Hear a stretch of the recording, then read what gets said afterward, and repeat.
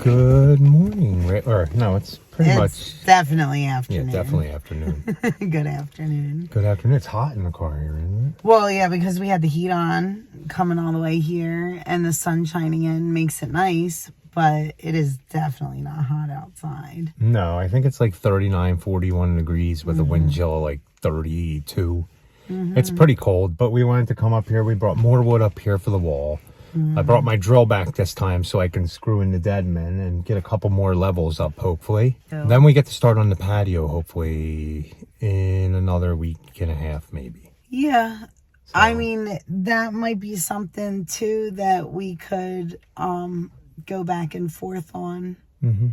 So, we'll say, because we're mulching. And lots of mulch. Yeah, lots of mulch. So it's kind of hard to mulch for like 10 hours a day.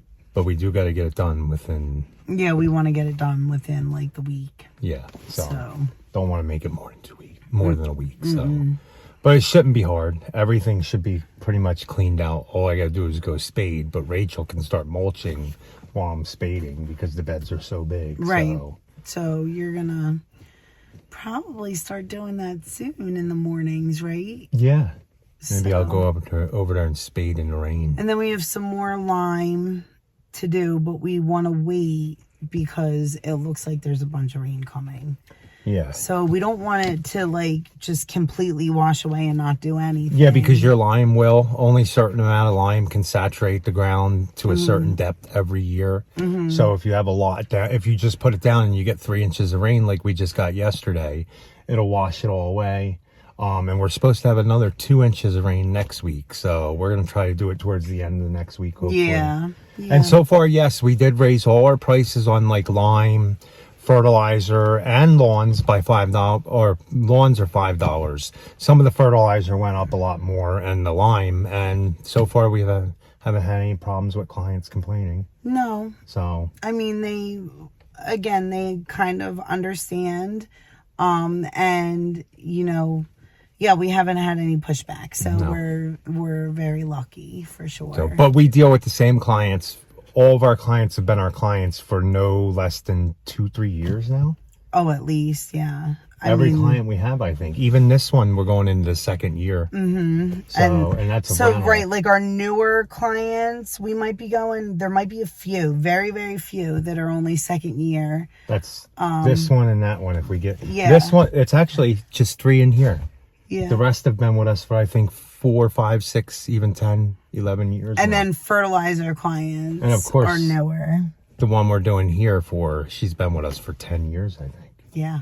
So since like the beginning. Yeah. And then the other landscaping too. Since like the beginning. Yeah. So yeah, so it's, again, it's just, and we still, even as late as last week, had somebody say to us, oh, I had no idea that you guys did other stuff than just mowing. Yeah.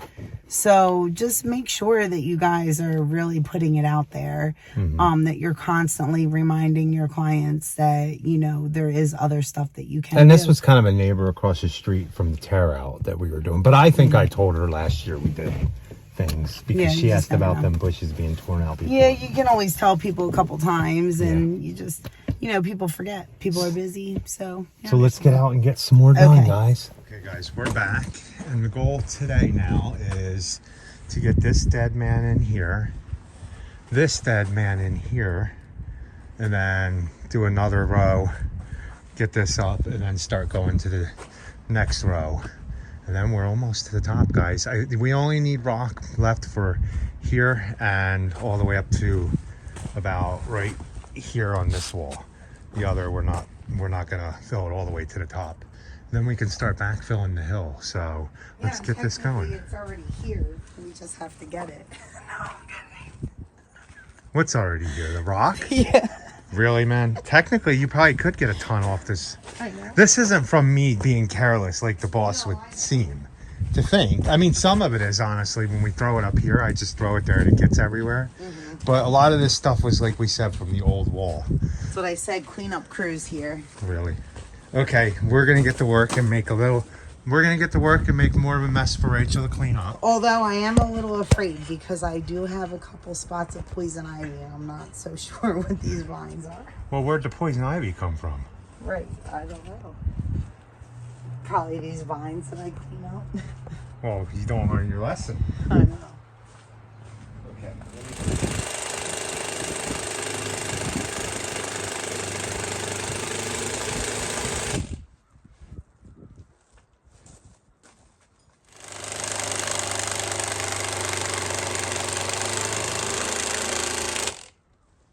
Good.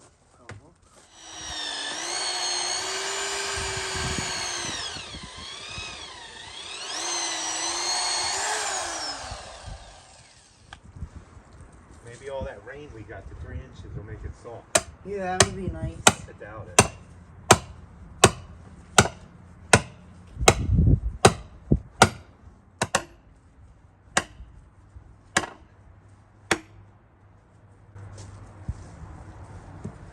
See, now I gotta take the car heart off.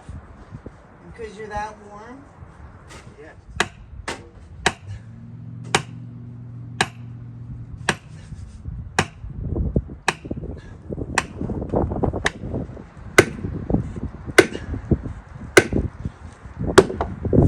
Oh, Got it? got it. Oh man, who needs a gym?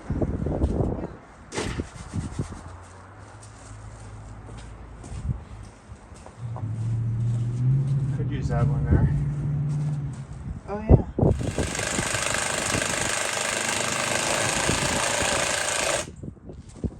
Are you sure you shouldn't have done that side first?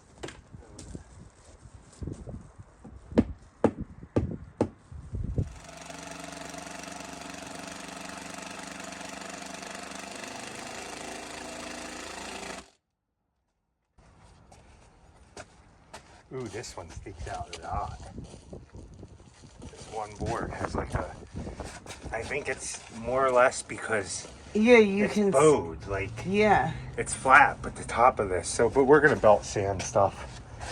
I'll sand this like even. Right. It is really just that. You can see Yeah, how it's it's flush at the bottom, but way out at the top. So, but we'll be alright. So you're fine Going with right this here. one, right? Maybe put your foot and push this one back a little bit. I don't know if you can. Push it towards Towards you. me, yeah, just a tiny bit. Okay, that should be good. You watch it from your side because as you're going down, it might.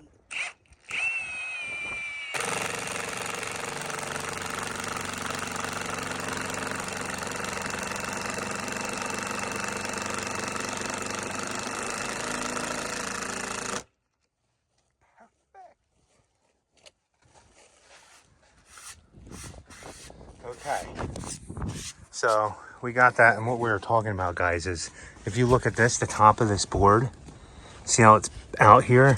This whole thing is kind of like bows out a little. It's flush at the bottom and flush at the back, and it kind of doesn't do it over here. So if you notice, it's actually I think we in saw over that here. when we. Yeah, it kind of had like this weird little bow to the face of it. Okay, so we're gonna get this next dead man in here real quick. Yeah. Right? Yeah, we're gonna get this next dead man in so we can work over this way now. You don't have one, you need to get an old one. Right? Yeah.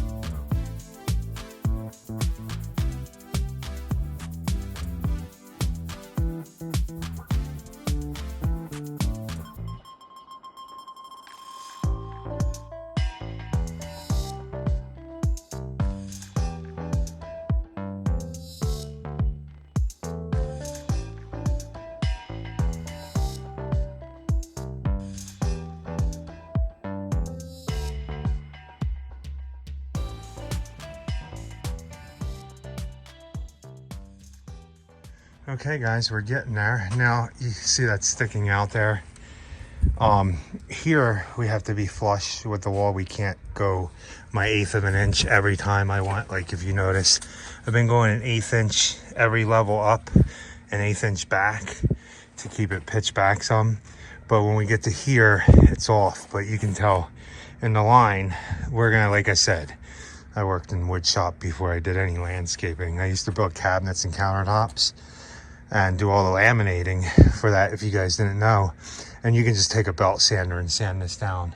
And then we're gonna come up with a way, we're gonna maybe rent a pressure washer and talk to them. Pressure wash this whole wall and restain it. I'm sure they wouldn't mind, all the way down to the fence. Let's get wrapped up and call it a day. Boss worked hard today. Did you work hard today? Maybe. I brought my little what is this thing called? A label maker. Yeah, label maker. She was going to label her plants, but she forgot she ran out of labels. Yeah, so I only actually did a couple and then I forgot to put them on. But this will help us so that we don't have to keep remembering what all the plants are. It's once you get to see a plant that's new that you pick up and you get to know it over and over again, eventually you remember what they are. Yeah, well, I mean, there's just so many different varieties of azaleas, so many different varieties of hydrangea. I thought I heard somebody mention, I don't know what it was on, I was just watching a landscaping channel, to get plants for your house, to look around your neighborhood and see what's growing. I don't buy doing that, because then if you do that, you'll get, if you look in some of these developments, they plant the same old things over and over and over again. And there's no, what would you say, diversity in the plants? Yeah, there isn't. No depth, and it's all the same. Mm-hmm. Everybody in the development has the same boxwoods, same crepe myrtles, same, pretty much everything, hollies. They don't put any interest, like, what would you say, hinoki cypresses. Yeah. I mean, there's just so many, and like spruces don't do really, really well here just because of our weather. But like, there's just so many different varieties of, you know, arborvitaes that we can do that grow really well.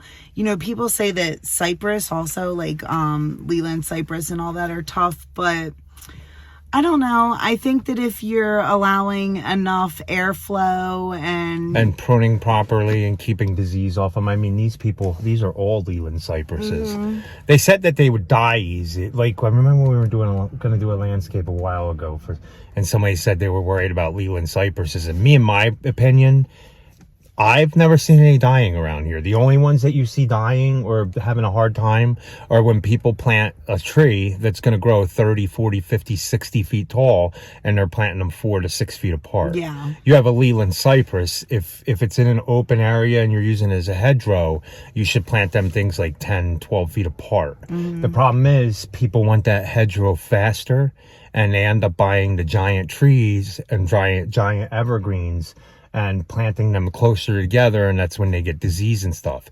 If you're looking for something that's bigger and you want to plant closer together, do more of arborvitaes or something like that doesn't have as much of a width to it. Right, or even laurels are like a really good hedge. Even the weigela is a really good hedge. What else did like there's stuff that you can plant that you can plant closer together and it will be okay. Yeah, in 10 years, it won't grow on top of each other like a Leland. Yeah. In 10 years, it'll grow. I mean, we've been here how many years? I'll show you when we get out after we end the video. We've been here at this property 6 years, and they planted them like 4 or 5 years ago, right? So once evergreens like cypress and like all that stuff, once they take hold, which is usually about 1.5 to 2 years, once the roots start taking hold, they start to shoot up. Yeah, they start to shoot up. They can grow anywhere, like usually about 2 feet a year, I think, 2 to 4 feet a year or something. And then the other thing that I wanted to mention is that if you guys are getting into landscaping and want to try to offer it to your clients, my biggest, I guess the biggest thing that I would like to suggest is get to know your client. Because every client is different. They like different colors, different textures. I mean, you obviously design the beds and design the plantings that go in it, because most clients don't know how to design a bed. They might think they know how to design a bed and put plants in. They might think they want this and that and this and that, and it just might be too much, not for the right area. So our suggestion is, if a client's interested in landscape, you do the research, you draw it up like we do, you put the plants in, all the spacings, and then you present it to the client, and then you can change things from there. Right. So there's a couple questions that I definitely ask in the beginning when we're getting ready to start a landscaping. One, do you like color or do you like evergreens? Because that is very different. Color comes with more annuals and perennials and, flowering stuff. Whereas evergreens, will stay green all winter. So, we try to pick interest for all seasons. Yeah. But that's definitely one thing that you want to ask the client. Another thing that you would want to ask the client is color scheme. What colors do they really like? With the hill that we're doing right now, you're going to see a lot of yellow and reds because those are the color schemes that we're going with. Whereas the other one is more green, white, and oranges, going more towards the orange, red colors when we're putting colors in. So a little bit of purple. Yeah, because there are some people that don't like certain colors in their landscape, so you got to be aware of that when you ask for what colors they're interested in and stuff. And if you plant all evergreens, it's going to be green all year, but then you won't have any interest in color, right? Unless you have some azaleas and stuff in there. Some but then azaleas again, or the white they only bloom once. So, and then if you have all perennials and annuals that are just flowers and only bloom at certain times, you're gonna have a bare yard. Yeah, so that's why we try to do a little bit of the interest, with the red twig dogwood. Even though it doesn't have any leaves or anything in the winter, it still has interest. It has those red twigs that are going to look really cool. And watch your heights on plants near windows. You don't want an 8-10 foot plant blocking a whole window. Yeah. Watch your spacing on houses. You want to leave your plants off the houses. You don't want to plant an arborvitae that's going to grow 3-4 foot wide and plant it a foot from the foundation because it's going to grow into. So just things like that. And the heights too. You don't want to plant say lilies in the back and then have boxwoods growing in front of them, of course, because the boxwoods will grow higher later on and the lilies will always be behind the back. So you kind of want to tier it coming from, and then you don't want to have too many focal plants in one spot. You don't want to have a Japanese maple and a Hinoki cypress right next to each other because they both draw interest. So right. So it definitely is a lot of research, and just we go back 8 times checking the height on the same plan. And anybody can do it if you're willing to learn. Me and Rachel never went to landscape design class. Me and Rachel only took classes for pesticides and the things we learn online through YouTube, through other guys on it. It's like we always say. Well, we also started taking a class on Udemy. And then we've also done with the farm, what was it? The one up in... Oh, yeah, the organic growing class. Yeah, we did the organic growers Things school. like that. Yeah, so just taking little classes. It doesn't have to be full college, but just little classes or little things that just give you a little bit more ideas. And for drawing, just learn your scales and stuff. I took architectural drawing in high school, so I kind of know how to break down my scales on drawing. Yeah, not me, but I do like plants, so...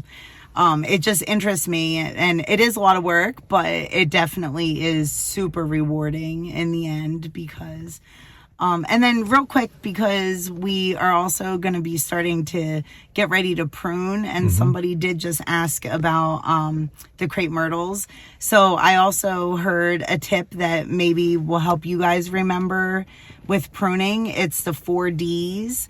So it's disease, damaged, dead, and then deranged.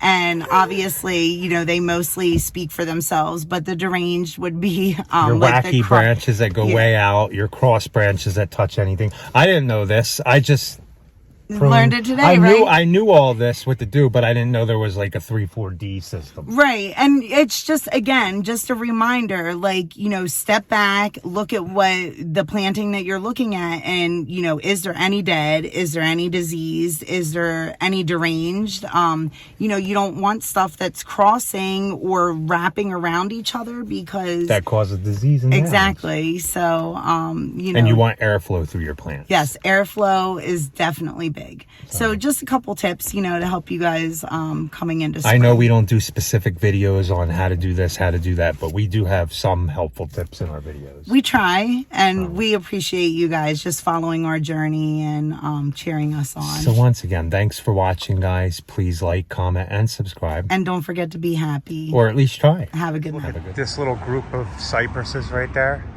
those ones right there were only about 3 or 4 foot tall a couple years ago.